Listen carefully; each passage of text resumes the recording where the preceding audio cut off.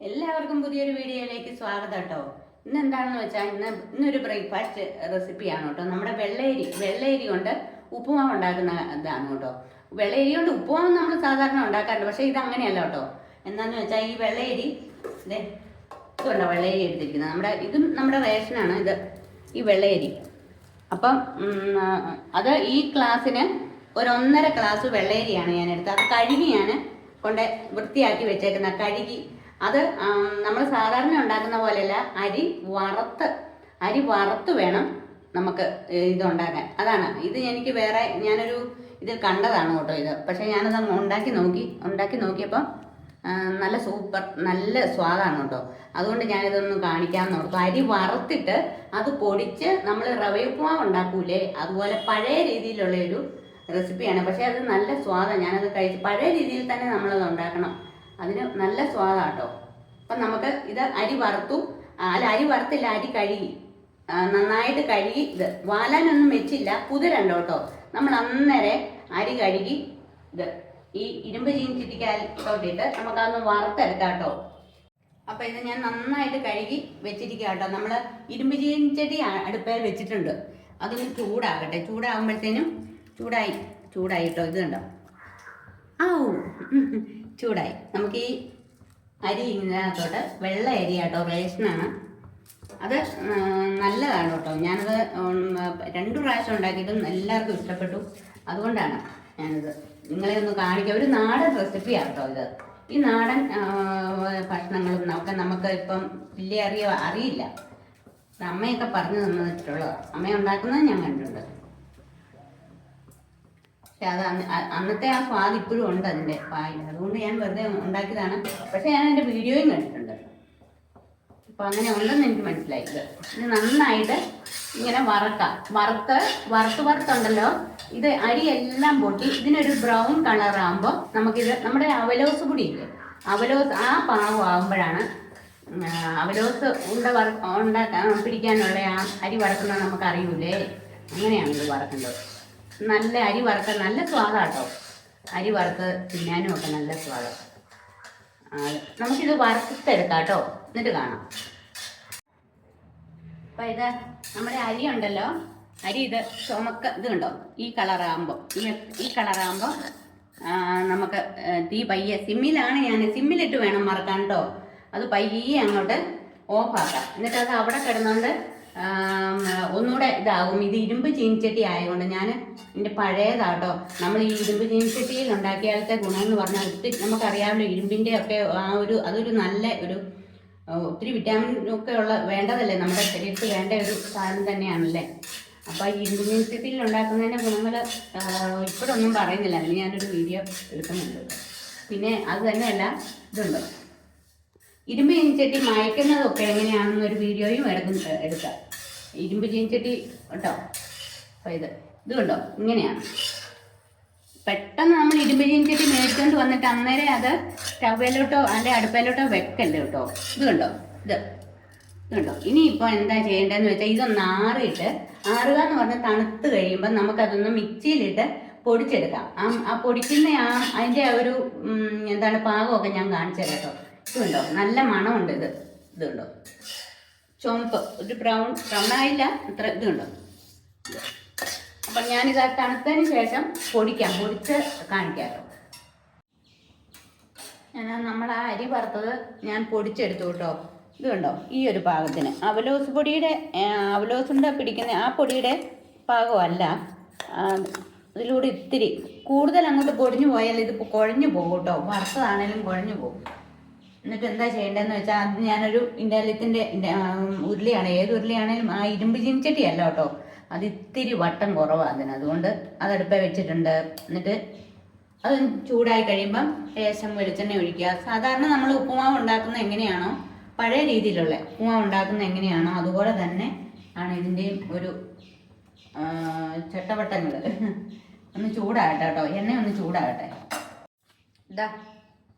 അതിനായിട്ട് ഞാൻ എന്തൊക്കെയാണ് സബോള എടുത്തിട്ട് വെച്ചിട്ടുണ്ട്. സബോള ചെറിയുള്ളി അധികം ഇല്ല, അതുകൊണ്ട് ഞാൻ ഒരു സബോള ഉണ്ടുള്ളൂ, 1.5 സബോള.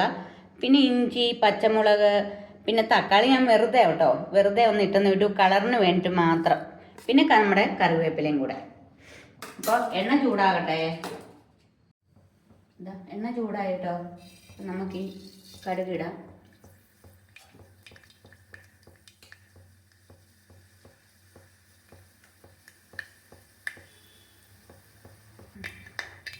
നമ്മുടെ കടുക് പൊട്ടി വരുന്നുണ്ട് കേട്ടോ. ഇനി നമുക്ക് ഇതിലേക്ക് എന്താ ഈ അരിഞ്ഞു വെച്ചിരിക്കുന്ന സവോള അല്ലെങ്കിൽ ഉള്ളി ഇടാം, പച്ചമുളക് ഇടാം. ഓരോന്നോരോന്നായിട്ട് നമുക്കിങ്ങനെ ഇടാം. തക്കാളി ആ കൂടെ ഞാൻ ഇടാറില്ല കേട്ടോ. എന്താന്ന് വെച്ചാൽ തക്കാളി നമ്മൾ വല്ലാണ്ട് കടിക്കുന്നതാണ് ഇഷ്ടം, അതുകൊണ്ടാണ്. ഇനിയിപ്പോൾ എന്താ, നമ്മളത് സാധാരണ ഉപ്പുമാവ് ഉണ്ടാക്കുന്ന പോലെ തന്നെ അതിട്ടിങ്ങനെ ഇതായി വരും. ഇത് നമ്മുടെ ഉള്ളി ഒത്തിരി അങ്ങോട്ട് ബ്രൗണിഷ് കളറൊന്നും ആകണ്ട കേട്ടോ. ഞാൻ അങ്ങനെ ചെയ്യാറില്ല. ഞാൻ ഇത്തിരി ഇങ്ങനെ ഇരിക്കുന്ന ഇഷ്ടം. കളറിന് ഒന്നാമത് ഇത് വറുത്ത വേറൊരു കളറാണ്, വറുത്ത അരിപ്പൊടി അരിയല്ലേ. അപ്പോൾ എന്നിട്ട് എന്താ വേണ്ടതെന്ന് വെച്ചാൽ ഇതൊന്ന് വഴന്ന് വരുമ്പോൾ ഞാൻ ഇതിനൊരു 1.5 ഗ്ലാസ് അരിയാണെന്ന് പറഞ്ഞല്ലോ. ഈ ഗ്ലാസ്സിനൊരു 1.5 ഗ്ലാസ് അരിയാണ് ഞാൻ എടുത്ത് വറുത്ത് പൊടിച്ചത്. അപ്പോൾ ഇത് ഒരു 3.5 ഗ്ലാസ് വെള്ളം കൂടെ ഇതിനകത്തോട്ട് ഒഴിച്ച് അത് തിളപ്പിച്ചെടുക്കാം കേട്ടോ.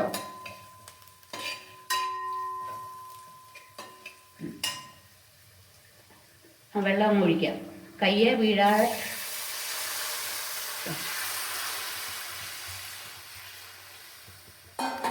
കണ്ടോ?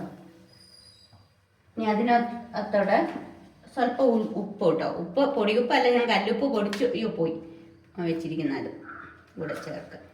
എന്നിട്ട് അത് തിളച്ചതിന് ശേഷം നമ്മൾ ഈ വറുത്ത് വെച്ചിരിക്കുന്ന അരി അങ്ങോട്ടിട്ട് വേവിച്ചെടുക്കുക. അത്രേ ഉള്ളൂ പണി, എളുപ്പമാണ്. നമ്മുടെ വെള്ളമൊക്കെ തിളച്ച് വരുന്നുണ്ട് കേട്ടോ. നന്നായി തിളക്കട്ടെ. തിളച്ച് കഴിയുമ്പോൾ ഇതും കൂടെ, ഈ അരിയും കൂടെ നമുക്ക് അങ്ങോട്ട് ഇട്ട് വേകുന്ന ഒരു സമയം. വറുത്തതാണല്ലോ, വറുത്ത് പൊടിച്ചതാണ്. നമ്മൾ റവ ഉപ്പുമാവിനേക്കാളും ഒക്കെ നല്ല സ്വാദാട്ടോ. ഇനി ഗോതമ്പ് ഉപ്പുമാവിൻ്റെ ആ ഒരു ടേസ്റ്റ് അല്ലല്ലോ, അരി വറുത്തതിൻ്റെ ഒരു പ്രത്യേക സ്വാദുണ്ട്. ഇത് കണ്ടോ, നല്ല രസമല്ലേ. ഇത് ശർക്കരയും തേങ്ങയും ഒക്കെ ചേർത്ത് ചുമ്മാ കഴിക്കാനും നല്ലതാട്ടോ.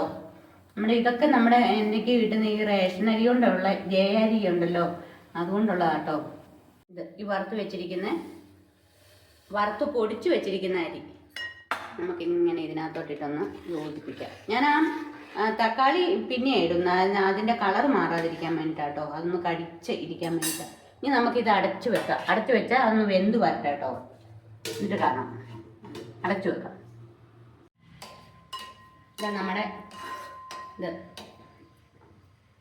ശരിക്കും അങ്ങോട്ട് ഒന്നുകൂടെ വേഗട്ടെ കേട്ടോ.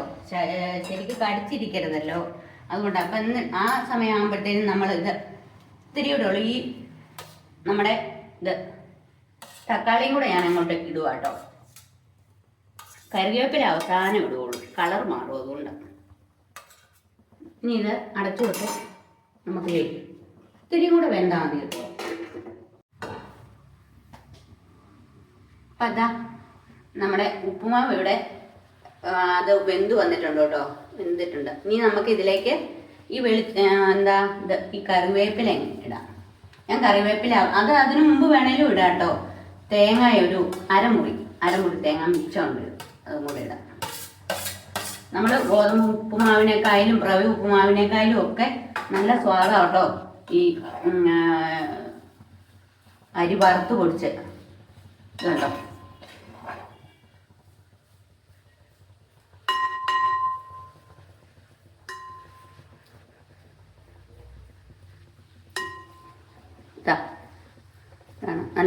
നല്ല ടേസ്റ്റാണ്. പഴം കൂടെ കൂട്ടി കഴിക്കാൻ പഴമുണ്ട് നമുക്ക്. അത് ഉണ്ടോ, നല്ല സ്വാദാണ്. ഇങ്ങനെ ഉണ്ടാക്കി നോക്കി കേട്ടോ. ഇങ്ങനെയൊക്കെ ഓരോ പ്രത്യേകം ഓരോ രുചികൾ. എന്നും ഒരേ ഇഡ്ഡലി, ദോശ, റവ ഉപ്പുമാവ് ഇതൊക്കെ അല്ലാതെ ഇടയ്ക്ക് ഇങ്ങനെയൊക്കെയുള്ള കുറേ ഒന്ന് മാറ്റി പിടിച്ചെന്നേ ഉള്ളൂ. അതൊന്ന് കാണിക്കാമെന്ന് വെച്ചു. അപ്പം ഇതാ എൻ്റെ ഇതിനുണ്ടല്ലോ പഴം കൊണ്ടോ ഈച്ച പറക്കുന്നത്. ഇതുള്ളതുകൊണ്ടാണ് ഉപ്പുമാവ് ആക്കാന്ന് വെച്ചോട്ടോ. അപ്പോൾ ഇതും ഉപ്പുമാവും കൂടെ കൂട്ടി നമുക്കൊന്ന് കഴിക്കാം കേട്ടോ. നമ്മുടെ ഉപ്പുമാവ് ഉണ്ടല്ലോ, ഇതുണ്ടോ, ഞാൻ അച്ചാർ കൂട്ടിയാണ് കഴിക്കുന്നു കേട്ടോ. ഇത് കണ്ണിമാങ്ങ അച്ചാർ കുറേ നാളും 1 വർഷം കഴിഞ്ഞതാണ്, എന്നിട്ടും കല്ല് പോലെ ആയിരിക്കുന്നത് അതാട്ടോ. ഇത് നോക്കാം. ഉണ്ടാക്കി നോക്കും. ഞാൻ പറഞ്ഞാൽ അത് ഇതാകും, എന്താണ് വെറുതെ പറയുന്നതാണെന്ന് തോന്നുന്നു. അങ്ങനെയൊന്നും ഉണ്ടാക്കി നോക്കും. അത് എന്നെ അരി വറുത്ത് പൊടിച്ച്, ജയ അരി വേണം കേട്ടോ.